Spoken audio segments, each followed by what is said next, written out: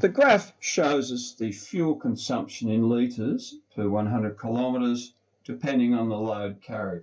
Now you can see here, we've got quite a few data points. It's a very strong positive correlation off the top of the appearance of the graph, and the actual point there, 12.3 is the real figure, prediction below.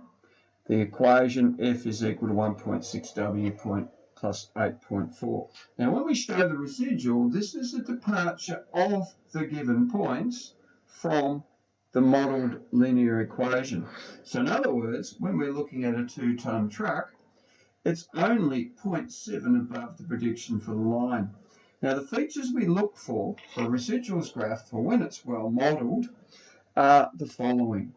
We've got a reasonable number of points, they're randomly distributed above and below the line. There is no distinct pattern. A pattern can lead us to suggest another model, which we don't look at in this course. Perhaps a nonlinear model may well be more applicable. So I could write random distribution of points above and below the axis. There's no discernible pattern. Although not part of this course, some students have told me with this question that the magnitude of the residuals are quite small as well.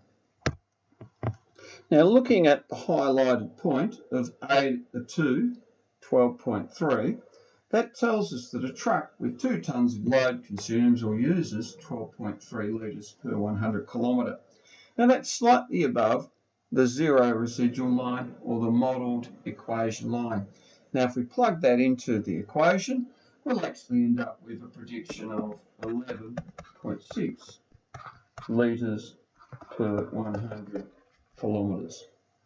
Now the residual value for this point, we don't look at this too often, is simply the subtraction between the actual, which is 12.3, take away the 11.6 or 0.7 litres per 100 kilometres. So the actual fuel consumption for a 2-tonne truck is 0.7 litres per 100 kilometres, more than that predicted by the equation.